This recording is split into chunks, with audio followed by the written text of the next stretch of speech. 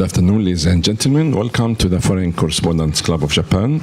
My name is Khaldun Azhari. I'm president of this club, and I have the honor to moderate this event, which comes on a very good timely event, and to talk about some developments in the Middle East, and namely in Saudi Arabia and its implications and the effect on Japan and energy situation. We know that Saudi Arabia is a very important country to provide oil to the world, and specifically to Japan. More than 35% of Japanese oil imports comes from Saudi Arabia, so the situation there is very important for Japanese economy.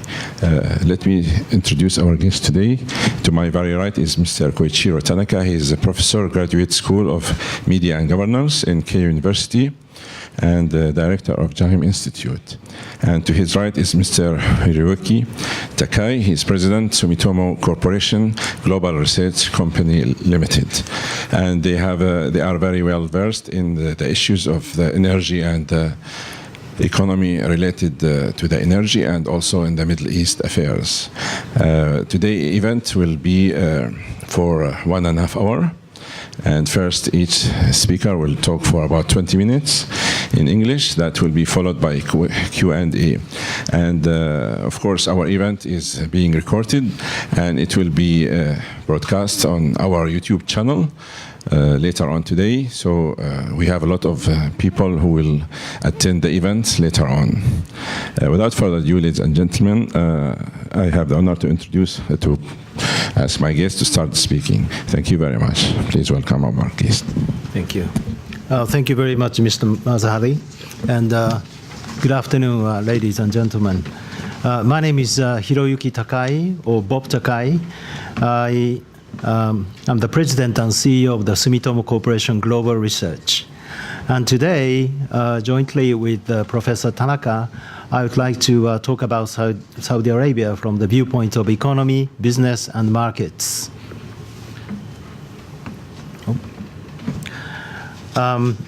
First of all, I would like to talk about the Brent oil price based upon what has happened on the 5th of November, which is arrest of princes and ministers and tycoons in Saudi Arabia. As you can see from this chart, the Brent oil price went up from $62 to just over $64 upon the news. So $2 rise by having this news on the 5th of November. 5th of November is actually a Sunday. So actual reaction in the oil market happened the following day, which is Monday, 6th of November.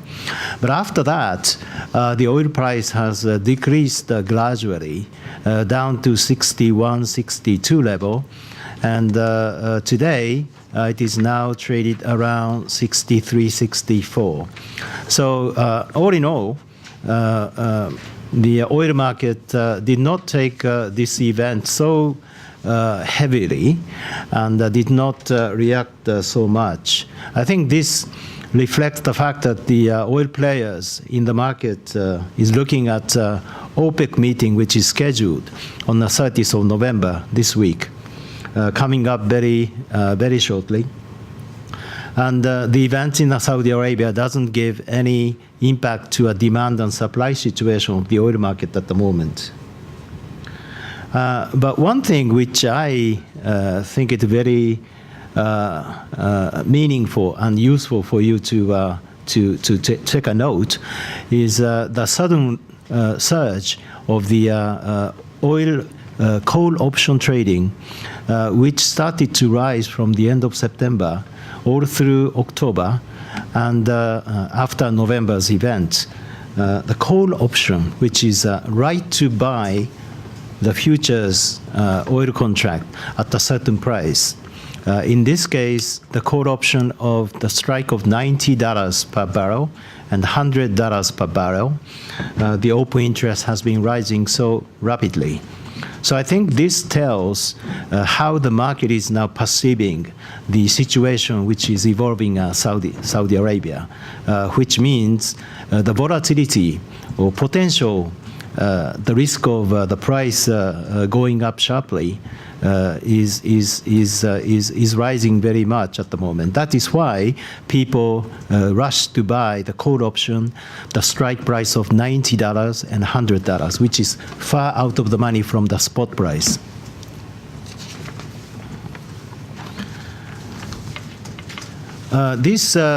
The map is showing that oil transit choke points, which is, of course, most of you know very well, the Strait of Hormuz, which is largest choke point in the oil trade.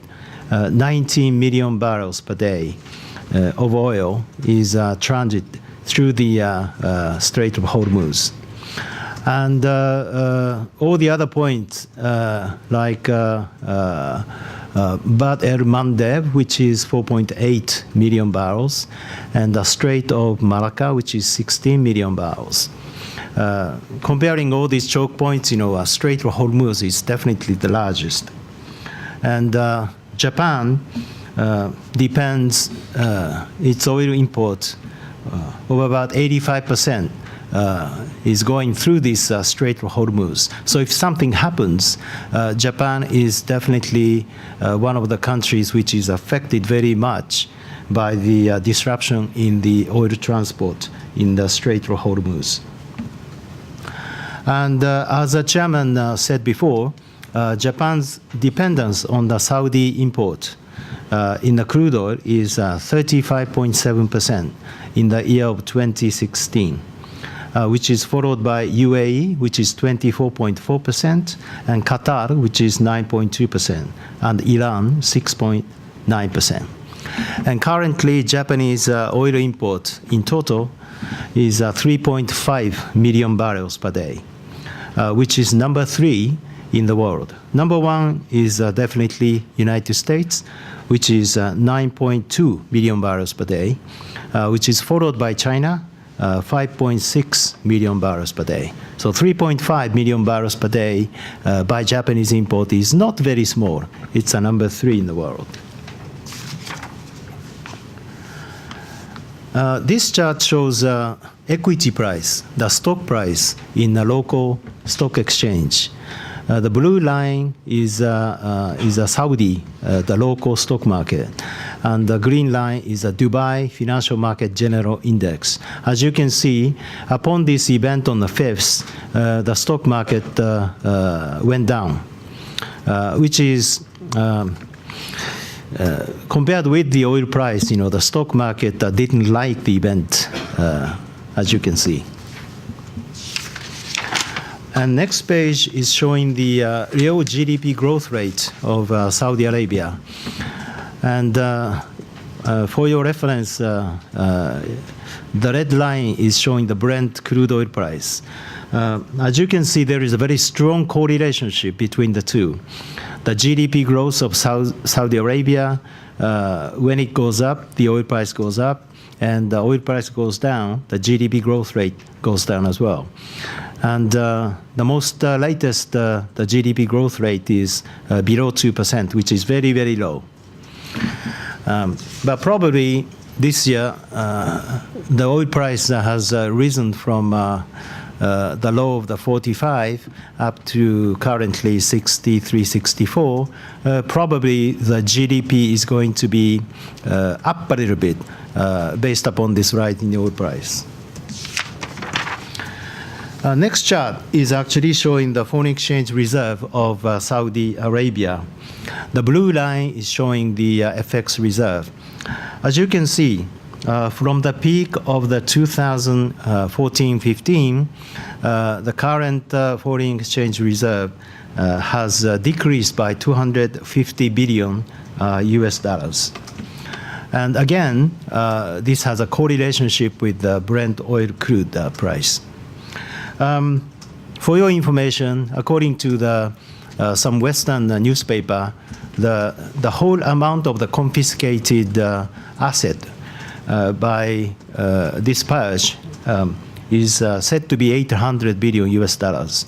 But according to the official information from Saudi Arabia, the actual the amount which can be cashed in is not 800 billion, it's only 100 billion US dollars. But as you can see, the drop of the foreign exchange reserve is 250, so 100 billion is not a very small amount. The next chart is showing Saudi Arabia's budget deficit and surplus. Again, there is a strong correlation with the Brent crude oil price to the budget deficit and surplus. Because of the low oil price, there hasn't been increase in the income side. Therefore, the Saudi government has announced that they are going to do austerity measures, just like raising public utility prices for gasoline and for electricity and water supplies and etc. And also, Saudi government announced that they are going to introduce a value-added tax from January of next year. And also, the Saudi government announced that they delayed, postponed some of the infrastructure investment plan. So because of that, the deficit, which you can see in the year 2015 and 2016, has shrunken very much to the financial year of 2017. The next chart is a quite important chart to me, which is jobless rate, unemployment rate in Saudi Arabia. Currently, it stands at 12.7%. The King Salman's regime started from 2015. So since the new king took the position, the unemployment rate has been deteriorated for the past 3 years. And especially if you look deep into the details of the unemployment rate, unemployment rate for the people in the age of 20s is at 23.3%, which is higher than the national average. And also women, the unemployment rate is 33.1%, which is much higher than the average. So probably the king and also Crown Prince, the emphasis for doing the economic reform plan is how to reduce this unemployment rate, especially unemployment for the youth and also for the women. The next chart is Saudi's trade balance with Japan. As you can see, as oil price went down, the net export-import, the balance has decreased from 4 trillion yen down to just over 1 trillion yen. It's not because of the amount of the oil imported, it's mainly because of the price decline. And this pie chart is showing Japanese companies who have the offices in Saudi Arabia. This is from the JETRO, the data. The total number of companies, according to JETRO, that have the office in Saudi Arabia is 61. And the proportion of the companies according to these difference in colors, 25% is engineering construction, and 25% is service maintenance, and 20% manufacturing, and 10% trading company, etc., etc. There may be some medium to small size companies who have the office in Saudi Arabia, but that is not shown in the data of JETRO. So this 61 is not all of the Japanese companies who have the office in Saudi Arabia. Okay, this is a summary of my presentation. How do Japanese companies assess the recent events? The first point is overwhelming support from Saudi nationals, especially from the young people. So this is a positive answer. And also the second point is a consolidation of power to the king and the crown prince. This is also positive. But they must succeed Vision 2030, especially they must create the job for the young people. Well, this can be seen as negative, but to me, this can be a very positive sign, because there is this strong need for the king and the crown prince to succeed in the Vision 2030. If they fail, repercussion won't be easy. So this is definitely a negative thing. Any negative impact on Japan and Japanese business? No, not at the moment. But uncertainty may create some worry or unease for the private sector, especially Vision 2030. Investment by the private sector is quite important. So promotion of private sector is an important part of Vision 2030.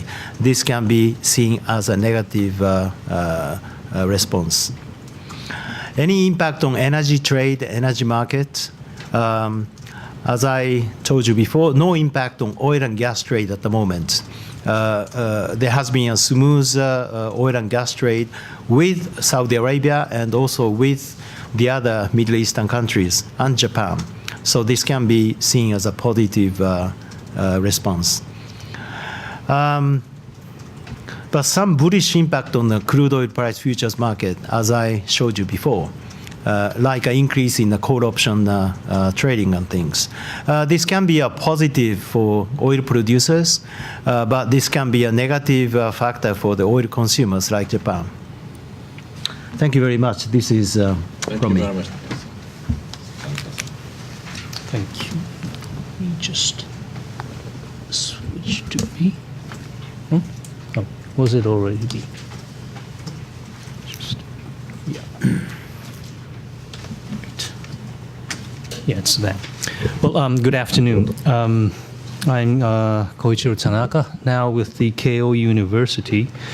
Last time when I was here, or when we were here together with Azuhari-san and Takai-san, I was still working for the Jaim Center of Institute of Energy Economics. But today I will try to address in my personal capacity as well as being an academic, which I wasn't before.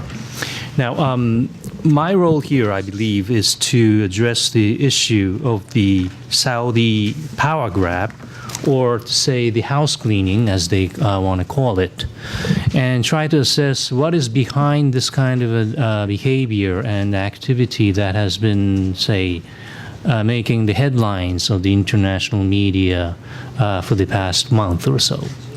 But if we just look back to the year 2017, which I will focus later, but quite briefly, I would like to state here that there has been a lot of events associated with the Middle East or the Persian Gulf region, but at the same time, maybe roughly half of them have something to do with the Kingdom of Saudi Arabia. I believe there have been a lot of developments that have never occurred in the past in such a short period of time. And that is the kind of a development that usually the Japanese business community would not like to see, because the rapidness, the speed, the tension that creates or that is associated with this kind of a rapid change, it would make the companies very uneasy when they are forced to make a certain decision when it comes to their business activities. Now, having said that, the most recent event that we can talk about is the purge, as Takai-san has mentioned earlier. The official narrative given or provided by Mohammed bin Salman, the Crown Prince, in his own words is like this: it is an anti-corruption drive. So those who had been either arrested or had been, say, removed from positions or are now under sort of a semi-house arrest at the Ritz-Carlton, these people are, well, in a way called criminals or quasi-criminals. And the number is quite astonishing, given that there have been over 200, not only princes, but also entrepreneurs, business people, officials that have been removed from power or placed under this kind of a house arrest. And I believe that most of them are still under detention. Now, most of them, this is again by the words of the Crown Prince himself, is that most of them have agreed to a settlement that would amount to roughly 100 billion US dollars in total. What does that mean? Was this really about getting rid of corrupted officials or princes or any other business leaders? Or was it simply were they simply after the money? This is quite unusual because which again will come back later, but this raises one flag or a question about hearing when I heard this news initially. And the other part, which is again interesting, is that they're not going after the offering side of the bribery. They're going after those who have actually received or exploited their positions and eventually have plundered, had a role in plundering the state coffins or the state assets. Usually when we talk about bribery, and if this is a legal case made against them, it takes two sides to constitute that sort of a crime: the offerers and the receivers. But here, the Crown Prince quite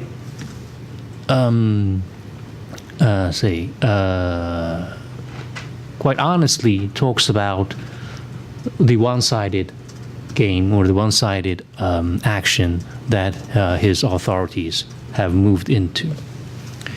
Now, in the past, well, first of all, let me be clear. This is not the first time that the kingdom is talking about the need to eradicate corruption or to fight or get rid of corrupt officials. There has been a governmental institution under the acronym of NAZAHA from some quite time that was supposed to deal with this plague. Now, on the right-hand side, you could see the former king, deceased king, King Abdullah, who is on the website page, top page, talking about what should be done or the necessity to tackle corruption and bribery. But we haven't heard much about this activity of NAZAHA. I believe that the institution was there, officials were there placed, but there could have been red lines, caveats that made things very difficult for these officials to actually move against the corrupted officials or their colleagues. Now today, on the left-hand side, you could see King Salman taking the place of his predecessor. Now, his words are extremely simple here. And he's calling to the citizens of Saudi Arabia that the real action is needed.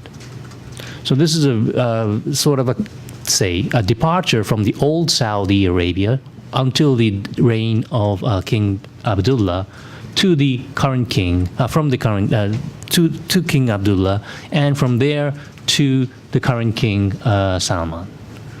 So this is one way of considering how serious or how important this drive against corruption is for the kingdom itself, and also for the king and his heir.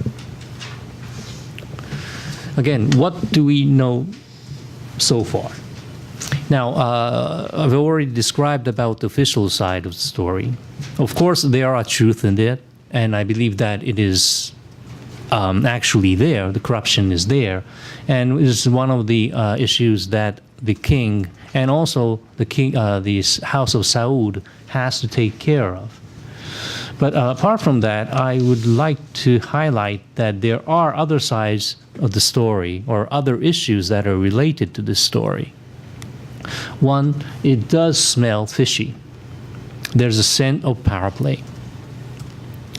It could been used, or this opportunity could have been exploited for the king, by the king and his son, Mohammed bin Salman, the crown prince, to get rid of political rivals, consolidate his power, and also, of course, $100 billion is not a joke, to, say, remedy the state coffins, and also try to influence the Arab media that the kingdom actually did not hold control over.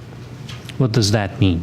First of all, the ousting of Prince Mutwib bin Abdullah from his position, meaning being the chief of the Saudi National Guard, does ring a bell. This is one of the military components that the kingdom holds that could potentially stage a coup. This is a military organization that partners with the army of Saudi Arabia, of the kingdom, which is under the control of the defense ministry. The defense ministry has been placed under the control of King Salman until he became king, and now is handed over, the control is handed over to Mohammed bin Salman, the crown prince. But Prince Mutwib, the cousin to the crown prince, held his control over this National Guard, which could counter or challenge the army itself, the Saudi military itself. So if there was to be a coup staged by any prince or any military organization, it could have happened or it could have come from this National Guard. So relieving him from his duty was quite important for the king and the crown prince to gain more power, solid power over the kingdom. The second point, to unify the authority to one line, single line, meaning the king himself and his son, the heir.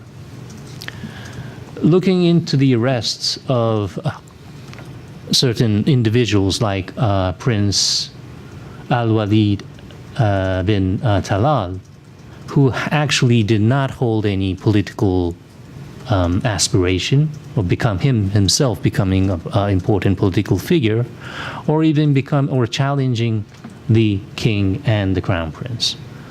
But why was he listed and also detained? There are, I believe, at least two reasons to that. One, he is a billionaire. He was a billionaire. He could use has been using his economic power or financial power to assist certain countries, certain groups.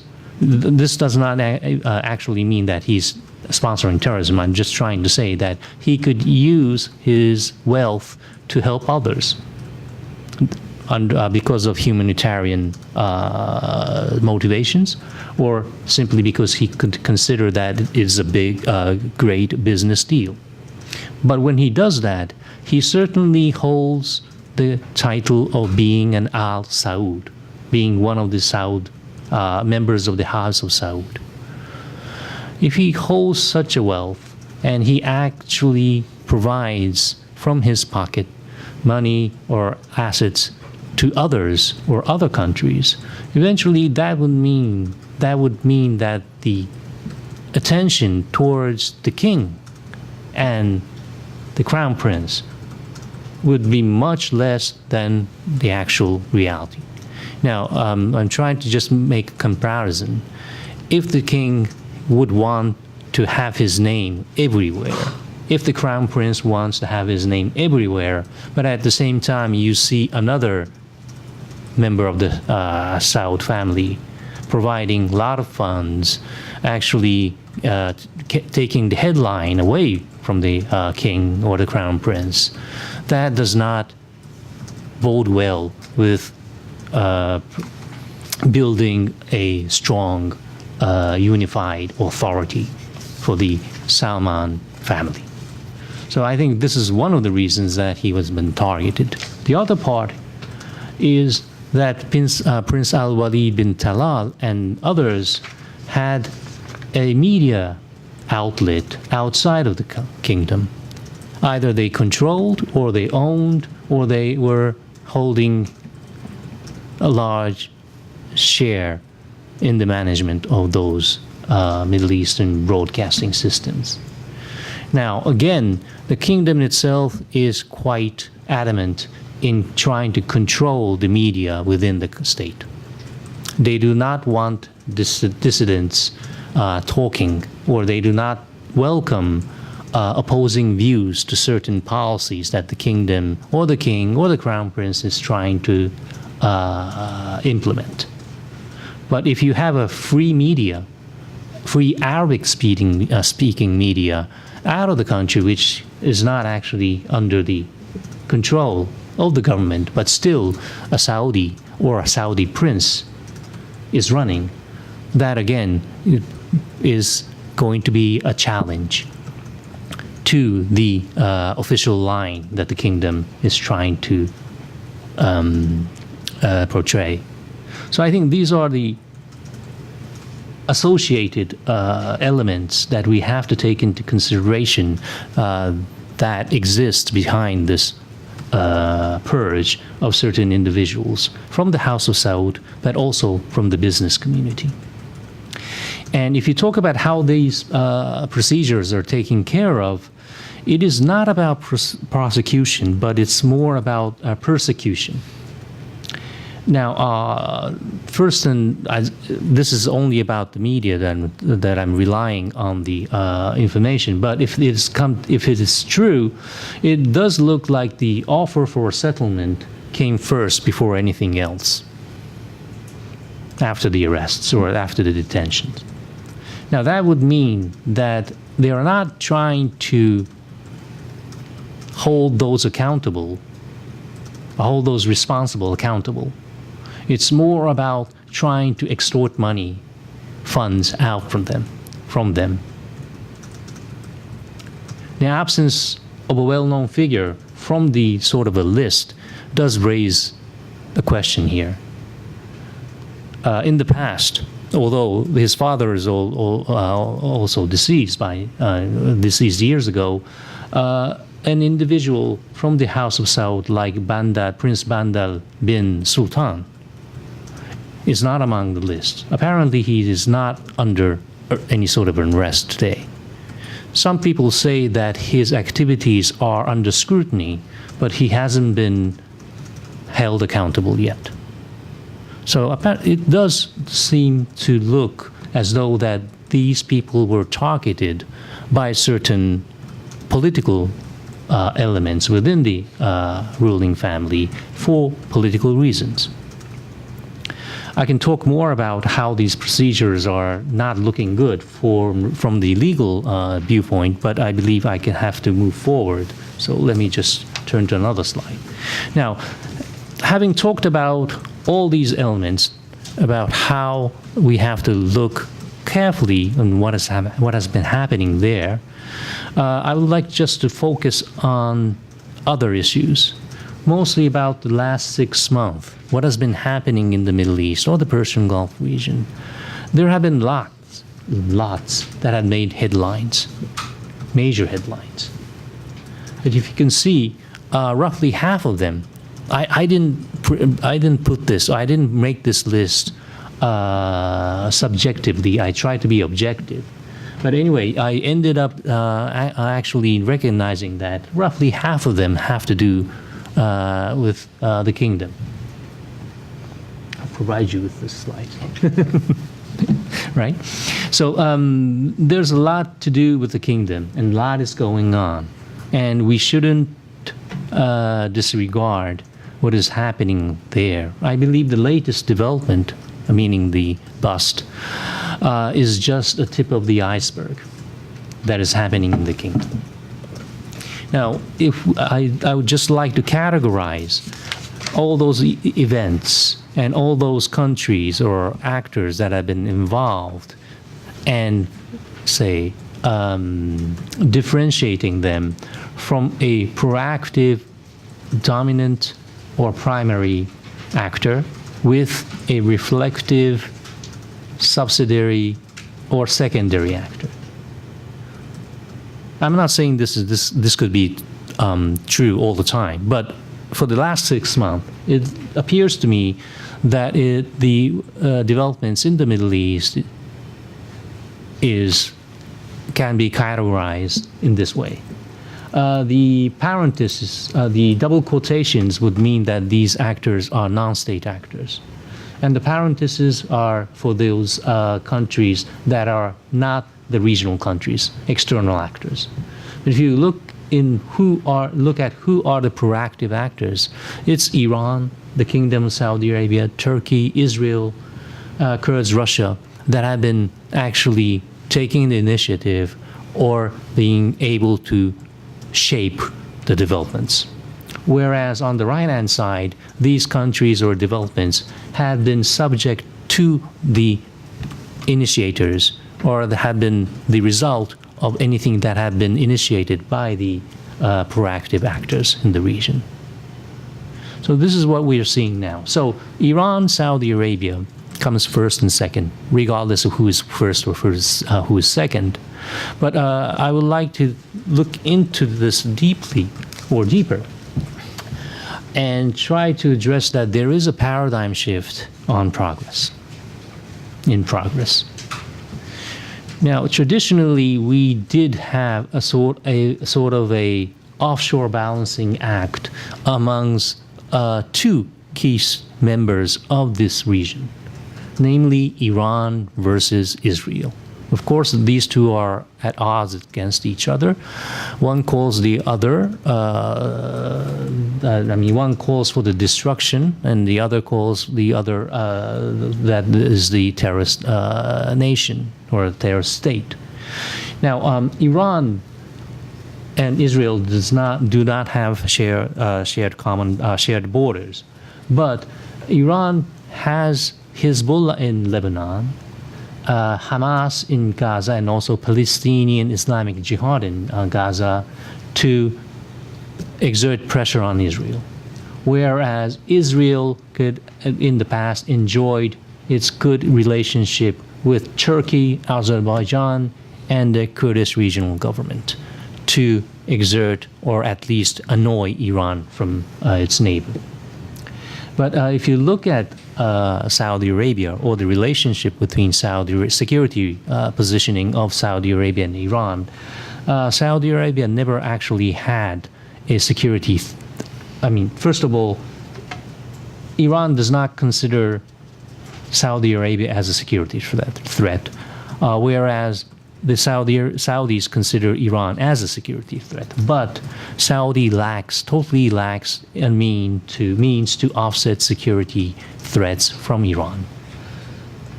That was quite obvious, especially after the fall of the Taliban regime in 2001 in Afghanistan and the fall of Saddam Hussein in Iraq in 2003. So there had been a sort of a vacuum of what Saudis could do or would want to do to counter the Iranian threat. But even added to that, in the most recent developments, Iran's presence in Syria is consolidated because of the fight against ISIS and ISIL. The KRG made a political miscalculation on going for the referendum. Azerbaijan somehow found its way to mend relations with Iran. And the Kingdom of Saudi Arabia's concern of Iranian influence, growing Iranian influence in Yemen is there. So for the Saudis, there's a lot more to be worried about than in the past years. But even for Israel, which traditionally had its way to counter the Iranian threat from the Iranian border, immediate Iranian border, are now have already lost Turkey, is losing Azerbaijan, and with the demise, or the political demise of Barzani in the KRG, the Kurdistan region, again, here is going to lack what it traditionally used to enjoy. So it's about bringing in a new element for the Israelis, not the Saudis, for the Israelis to counter the Iranian threat for their sake. So where does this bring this current picture, the current events into this picture? Is that what is happening today is that Israel is trying to bring this kingdom of Saudi Arabia into its own picture, and the kingdom is also willing to go along with it, not overtly, but covertly, because they consider that the Iranian threat has been there and is increasing, and it needs an ally or a quasi-ally, meaning that an enemy of an enemy must be a friend. And now today, the assertiveness of the the kingdom's foreign policy especially is somehow sustained by and also supported by Tel Aviv and also by Washington. And that is added to what is happening inside Saudi Arabia. I mean, this is associated with the Saudi movement of today. And finally, I would just like to touch upon how that would affect our policy vis-a-vis the Middle East or this region. Now, business-wise, we need to exert more due diligence on how and where to invest and how to sustain our activities there. Now, there could be meaty contracts or very tasty contracts, but we need to also understand that it could contain a lot of grease and associated with a lot of grease and could be unhealthy. We need to avoid becoming locked in a zero-sum game. I'm saying this because when there is a conflict among regional actors, usually they would turn to not only to the international community, but also try to convince the individual actors outside of the region that talking, trading, investing, and also holding a close relationship with the other side or the opponent is not a wise issue. Sometimes these suggestions are correct, but what is happening today is more complicated in the Middle East, and we cannot be totally sure who is our friend. I mean, whether this friend is really talking from his heart as a friend and giving us a friendly advice or suggestions. So, but we cannot live without the Middle East, and we cannot live without a stable Middle East. So there needs to be something done with this current situation. We ought to take the lead in prioritizing the de-escalation in the regional conflicts or the possible regional conflict that may come. Whatever is there, if we leave it there, if we leave it as it is of today, it is going to be extremely unsustainable and could lead to another conflict. And that is not good news for us. And what is still lacking in the international community, or even among the politicians in the United States, is that there is no actual feasible structure that would be acceptable to the international community to deal with the post-ISIL regional structure and this framework in Syria and also in Iraq. And we ought to do something. We may not be able to take the lead here, but we ought to help structuring this kind of a framework. And sorry about exceeding my allocated time, but I hope that I can answer some of the questions you may have. Thank you. Thank you very much. Very good insights. I would like to start the Q&A.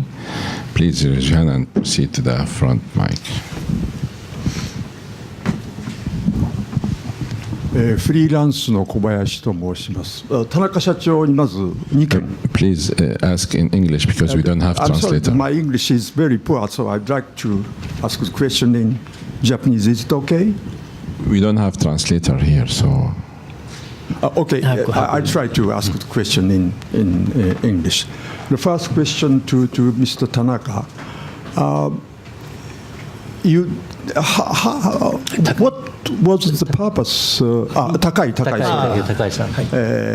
What was the purpose of the Saudi king's first visit to Russia? And do you see anything achieved by this visit? This is the first question. The second question is, on the 10th, the increase of the crude oil price starts just at the time when Saudi king met with Putin. It has nothing to do with the visit. That is the question. And the next question to Professor Tanaka. You didn't mention any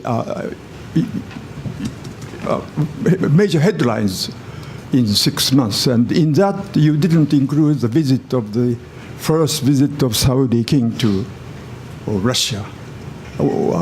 Is it negligible to the world event? Thank you. Very good English, actually. Thank you for the comment. Okay. Thank you very much for your question. Saudis and Russians have been cooperating in the current production reduction agreement, which started from January of this year. Whereas OPEC nations cut 1.2 million barrels per day, and non-OPEC nations will cut 0.6 million barrels per day.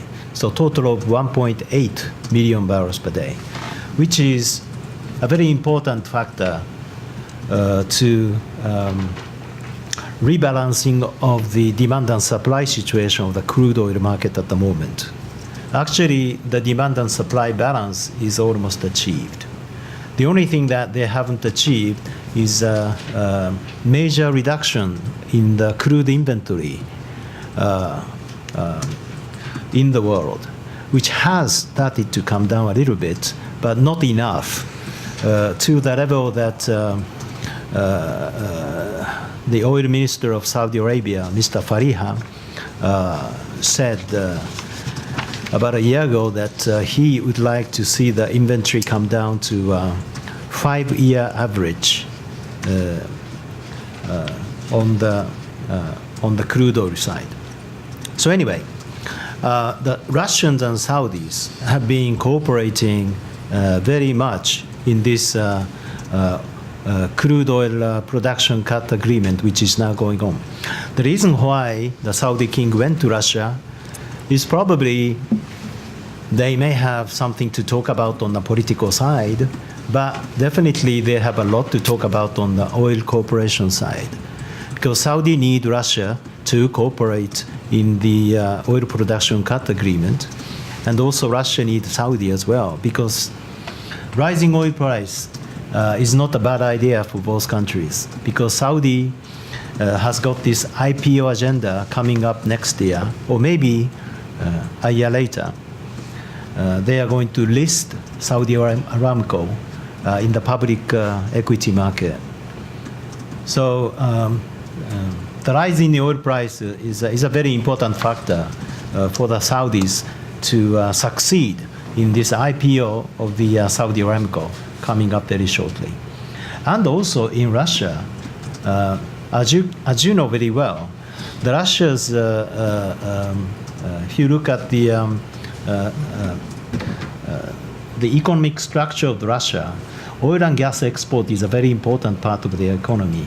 So for Mr. Putin, which he is going to face election coming up in March next year, and probably he hasn't declared that he's going to run for the election, but definitely he's going to run for the election, and he's going to do another 6 years from March next year.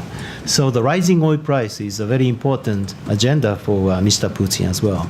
So I think they have something in common, which is a rising oil price. That's how I interpret the Russians and Saudis talking each other this moment. Thank you. Just talking about King Salman's visit to Moscow, I believe that, first of all, just like Takai-san was mentioning, there are political factors that you can talk about, or that there had been political elements that they needed to talk. For the strategic interest of Saudi Arabia, my understanding is that the king wanted to discuss some kind of a deal that would say reduce Russian support towards Iran. I don't know whether this would be a wise idea to follow that line, but anyway, that was one of the issues that had definitely been on the table for discussion. The appeasement from the Saudi side was that they were willing to buy more weapons from the Russians. Although the Saudi system is totally westernized, and usually you don't find there's any sort of a conformity with others, with the Eastern Bloc. Anyway, they were ready to pay a lot for the weapons from the Saudis, from the Russians, if they were willing to do so, in exchange for a reduced amount of Russian support vis-a-vis Iran, either in the region, meaning the Persian Gulf region, or in Syria or other locations of the world. Now, having said that, the question you raised that I did not include the king's visit is simply an oversight. I should have, thank you for reminding me, I should have left it here. It's an oversight that I would like to amend later. Thank you. And at the same time, Sudanese leader visited to Russia yesterday. Sudan. Bashir. Yeah, Yes. please. Well, Sudan has been, say, finding its way back into the international community, even though until quite recently it was listed by the United States as the state sponsor of terrorism. But still, there is an issue with the United Nations Security Council resolution, and that does not bode well with him traveling officially, and also at the receiving side, having him travel there. But somehow the president of Sudan, North Sudan today, is feeling more confident in traveling abroad, although that he had been quite careful in the past in not traveling abroad. But again, his intention is not clear to me, as opposed to what the King Salman had in mind when he traveled to Moscow earlier. But at least I can say, or I can hint, that he wanted some kind of a support for his own sake. Not politically, but more about military reasons.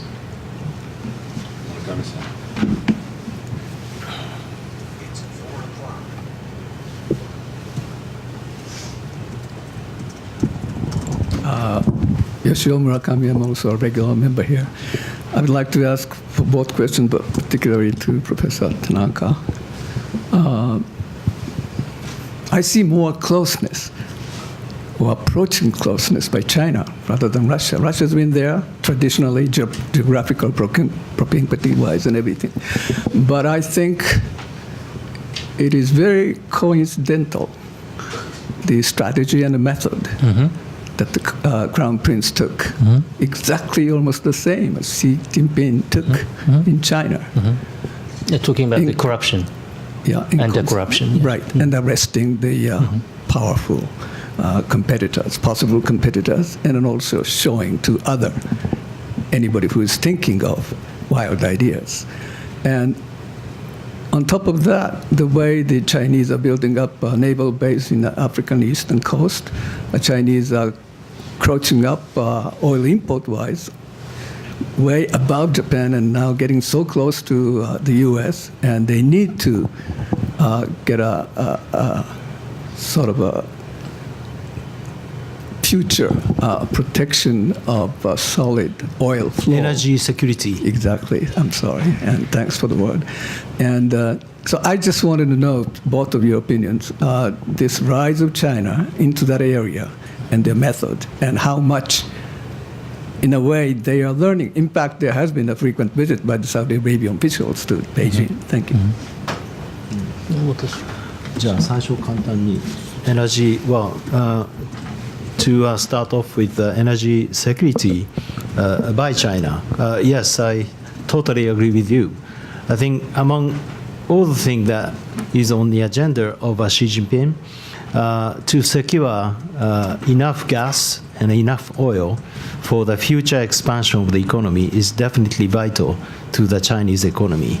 So Saudi, which is the largest oil producer, together with Russia, having a good relationship with those two countries are quite important for Xi Jinping. And he has already done so in the natural gas side with Russia. They have concluded a very big natural gas supply contract with Gazprom a few years ago. So I think China is now approaching Saudi Arabia for the secure supply in the future. I think both countries have something in common, China and also Saudi Arabia. Thank you for your question. First of all, yes, I do believe that they're taking some kind of lessons from the Chinese, or the Chinese model, if I may call it as a model. Both countries are not democracies. Both countries are looking into the future of becoming either a global power or a regional power, or maybe an Islamic world power. And that kind of a vision that is shared between them does make things more easy to cooperate in various fields. And one of the fields, just like Takai-san was mentioning, the lack of energy on the Chinese side and the abundance of energy on the Saudi side, and the need to secure, not only from the supply, the demand side, but also for the supply side, to have a stable and promising customer in East Asia does bode well with the Chinese ambition in stretching its influence beyond the South China Sea to the Indian Ocean and beyond. We do talk about, us being Japanese, we do talk with the Saudis of being a strategic partners. But the Chinese are also in discussion with the Saudis and consider each other as strategic partners.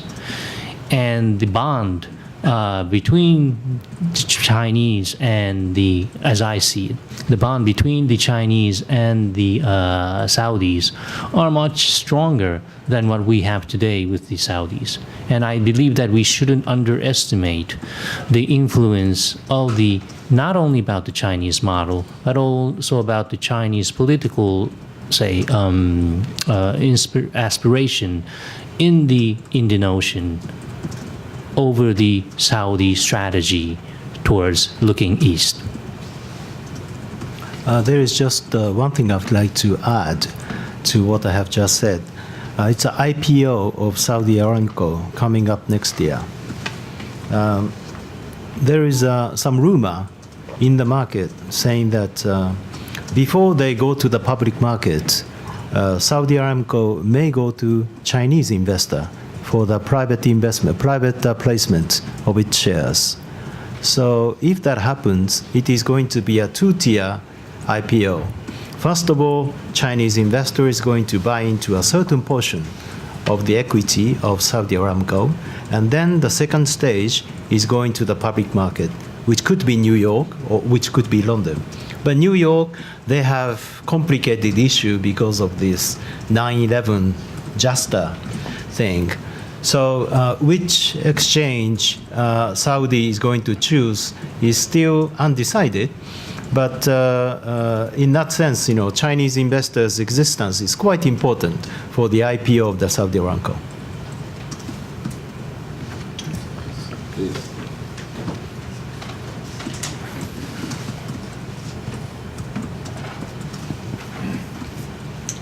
Steven Stepchinsky with Bloomberg News. Oh, hi, Steve. Hi, nice to see you as always. Thank you very much for the presentations, and I actually have a question primarily for Takai-san, but in the last page on your presentation, you said that uncertainty may create some worry for the private sector.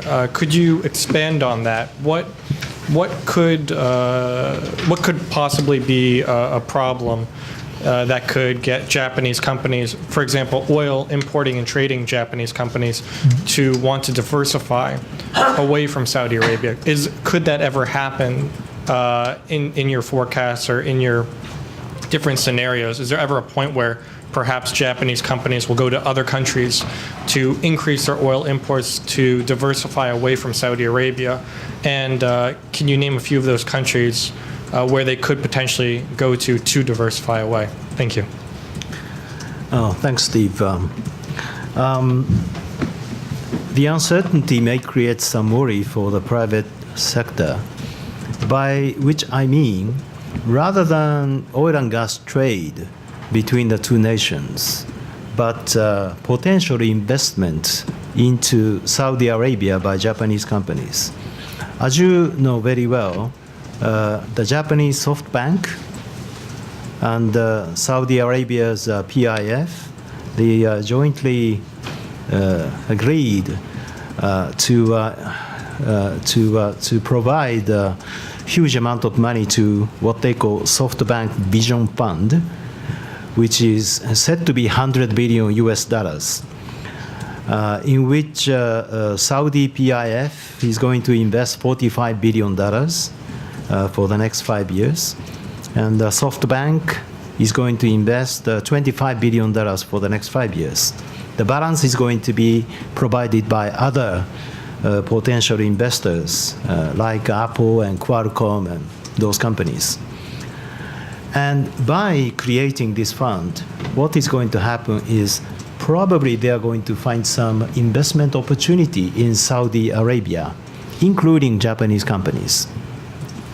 So any unease kind of situation is going to scare off potential foreign investors in doing a long-term business in Saudi Arabia. It's not a trade. Trade is very short-term. You buy the oil, you pay the money. But investment is difficult, different. Once you invest, you're going to be there for 10 years and 20 years. So invisibility of Saudi's political regime going forward can be a very unstable risk factor for the potential international investors. That's what I mean by worry. Could there ever be any impact on oil trade? With the current political climate right now, do you see that impacting Japanese imports of oil, or do you think that that's not going to happen? I don't think for the time being it doesn't happen, unless there is some military aggression between Saudi versus Iran or something, which is very unlikely. They spent a lot of energy and a lot of money to Yemen. So at this moment, I don't think Saudi has got a lot of stamina left to do further aggression militarily in that particular region. So therefore, the supply of oil and gas from that region won't be disrupted so much. But any unease information, unease situation may prompt some speculative buying in the futures market, which I said in the beginning. That is why investors are buying call option of 90 strike on $100 strike, which I have never seen for the last 4 or 5 years. Nobody touched the option market for $100 strike. But over the past 2 months, all of a sudden, open interest of that kind of call, far out of the money call, has increased very much. And this is a clear sign that market players are very nervous about potential rise in the oil price. Thank you. Yes? Yes, please.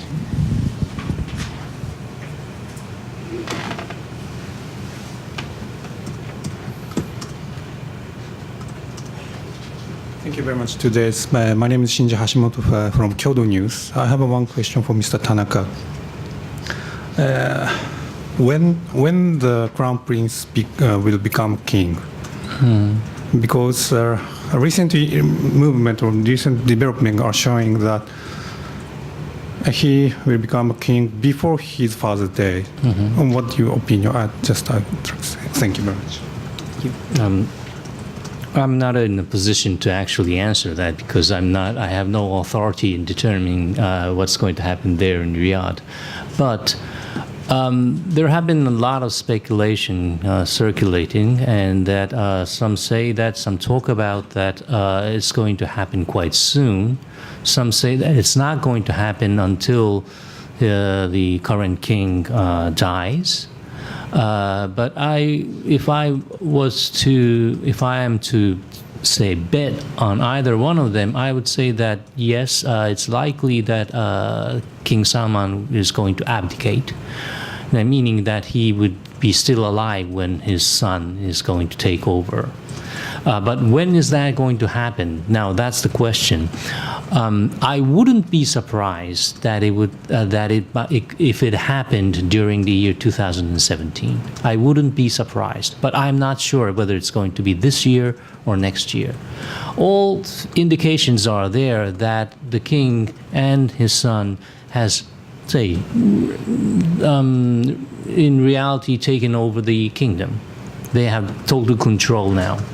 So if they want to do it, I think it's quite safe for them to do it now rather than later, when they find that the vision is not going to deliver what it's going to happen, what it's supposed to deliver, or that the sudden changes to the institutions and the society is going to cause more pain than relief for the Saudi citizens, especially for the younger generation. So I believe that if they're going to make the crown prince king, it's better to do it now than later. I mean, the more early they do it, I think it would be in their favor now that they have taken all the necessary precautions and steps during the past 6 months. So for my guess is that it could happen before the king dies, and it could happen within this year or maybe next year. Yes. Thank you. Let me ask a question, Mr. Tanaka first. President Trump announced his support to the Crown Prince and the King for their reforms. How do you see this American support? And Japan Foreign Ministry has been silent. Basically, do you think, especially current Japanese Foreign Minister is very close to the Arabic countries? What do you think the Foreign Ministry is position on this issue? And okay, that's it. Thank you. Well, first of all, this is totally a domestic issue for the other countries. So usually, it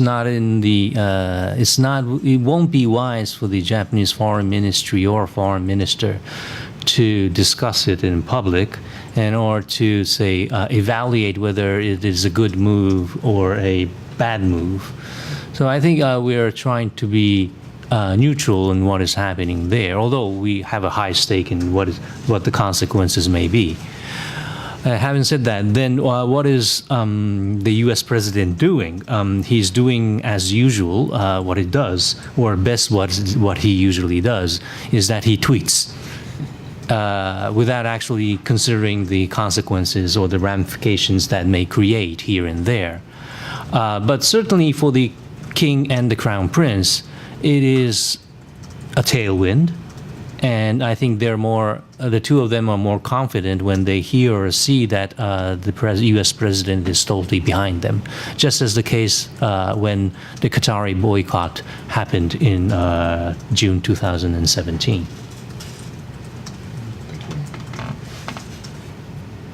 Yes. So you don't want to make a comment on the President Trump's policy towards Middle East?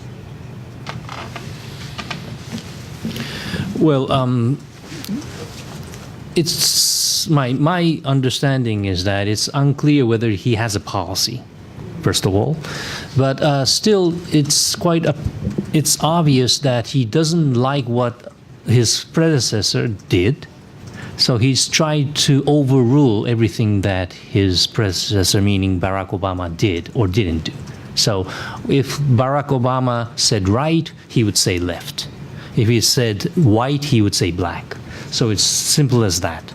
So when he saw that the traditional allies in the Middle East, like Saudi Arabia, Israel, United Arab Emirates, were quite uneasy when Barack Obama or the Obama administration started negotiating with the Iranians, I believe that he considers that,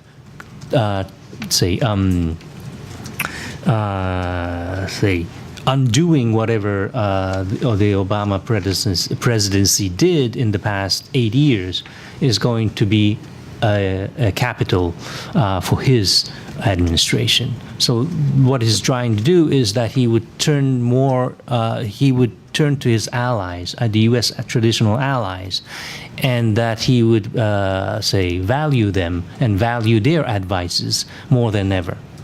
And sometimes it appears to me that he is following the lines of Tel Aviv or Riyadh, as it's the policy that Washington that would benefit Washington.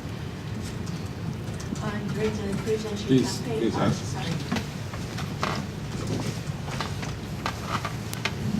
Associate Member Megumi Kaneko, during the presidential campaign, Mr.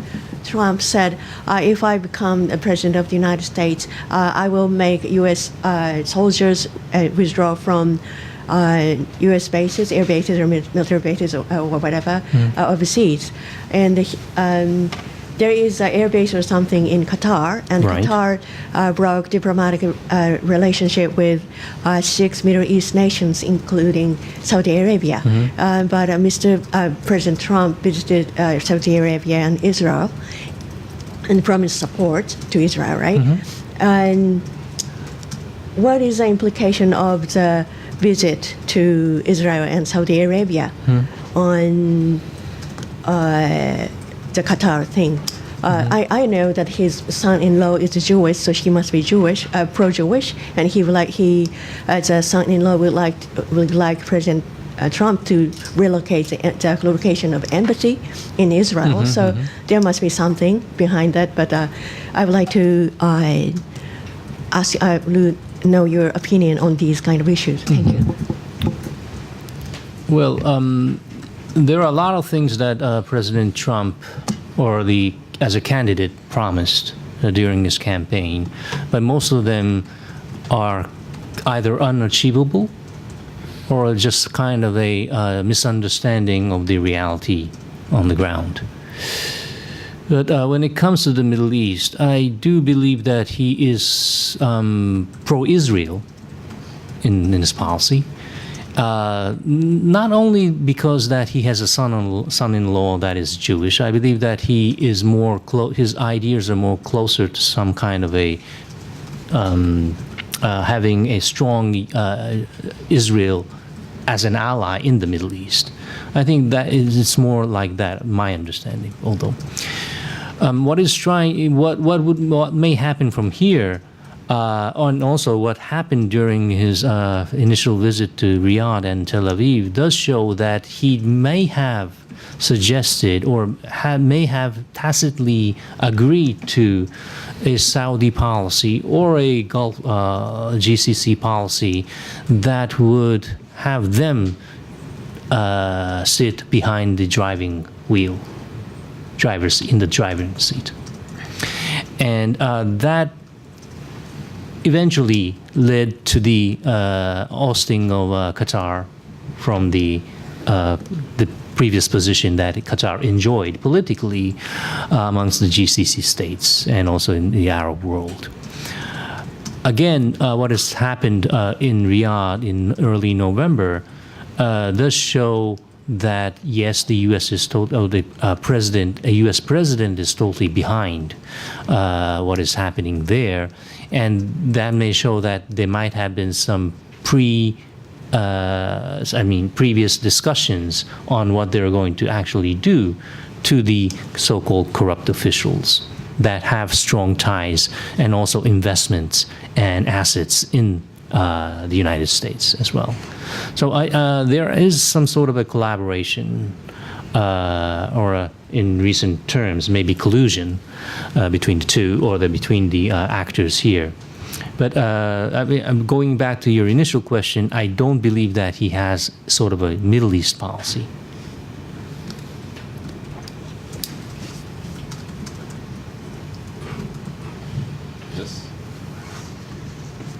Yes.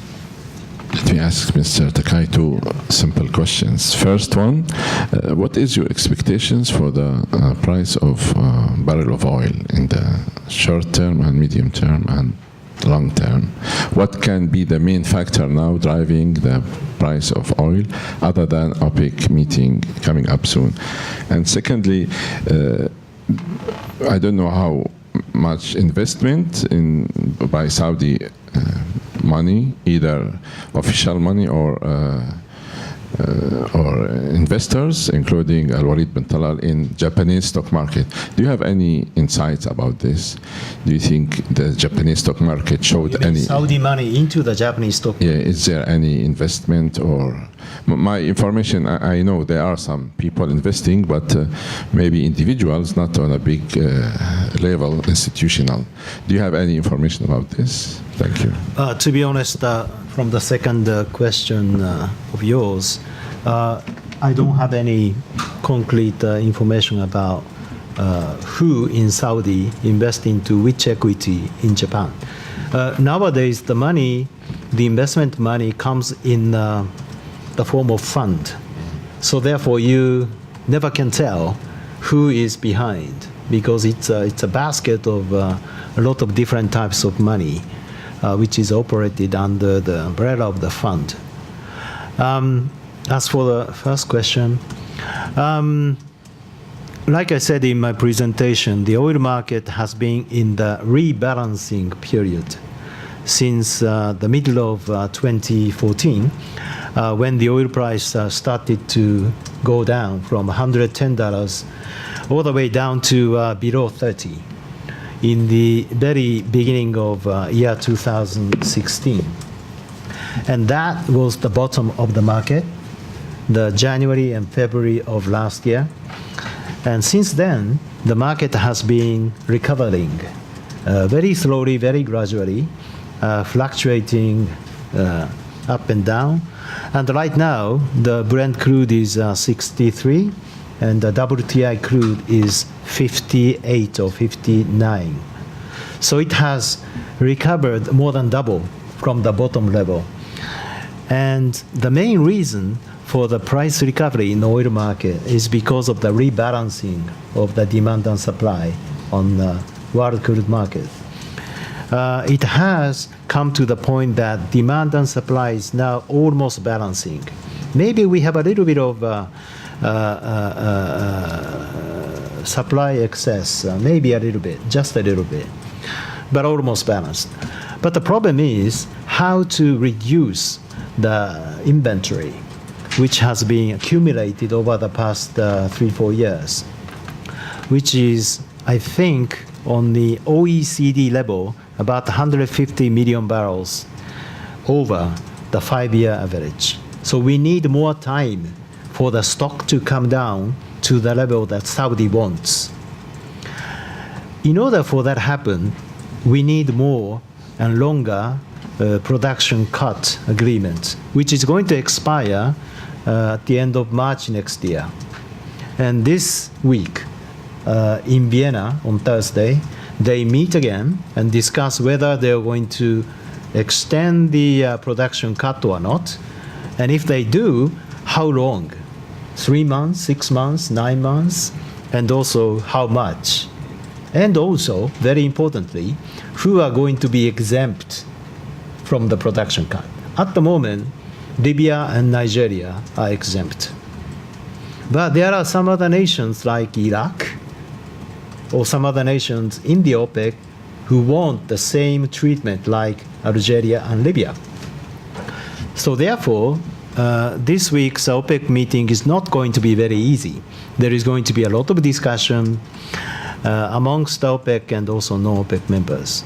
But eventually, I think they are going to agree to extend the production cut for some months, in my opinion, up until the end of next year, December next year, for probably similar amount, which is 1.2 million by OPEC and 0.6 million by non-OPEC.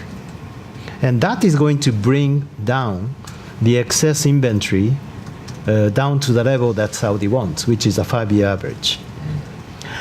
In order for that happen, probably the largest stumbling block and also uncertainty is how much U.S. shale oil is going to increase its production. Because the price is now around 60, and I guess most of the shale producers in the States are very comfortable increasing production of the shale oil. So maybe if they take this opportunity to pump up their production and put the lid on the crude oil market and also increase the production, that is going to delay this process of rebalancing the inventory level. So U.S. shale production is going to be the largest uncertain factor, which is very challenging for the oil market before they see very well-balanced oil market. My prediction of the oil price, for the time being on the Brent level, downside is going to be 50, upside is going to be 65. But under the circumstance, what's happening in Saudi, what's happening in the region, if something very uneasy happens, there is a likelihood that the price may jump. But I think that jump is not going to be long-lived. It is going to be a very short-lived. So there is, a lot of speculative interest in the oil market to take advantage of this potential rise in the oil price. Medium to long term, I don't think it is going to be so easy for oil price to go up to 80, 85 because of the reason why I said U.S. shale is going to be very flexible and also has got a lot of potential to increase its production depending upon the oil price level. So I think U.S. shale is going to put the lid on the potential rise in the oil price. But if you take a look at the sharp decrease in the investment for the very large-scale oil production on the upstream side, not the U.S. shale, but deep water, for example, some difficult, very long-term oil field development. For the past 3 years, it has been a sharp decrease in the investment. And this has a very big impact to the future oil production. The replenishment of the oil reserve hasn't been done over the past few years. So therefore, if demand for the future oil is going to rise more than people expect, including the factors like electric vehicles or decarbonization and things, there is a potential risk that a shortage of supply in crude oil is going to come in 5 to 6 years' time because of this loss of the investment right now. That's how I feel. Thank you very much. We have chance last question, or we wrap.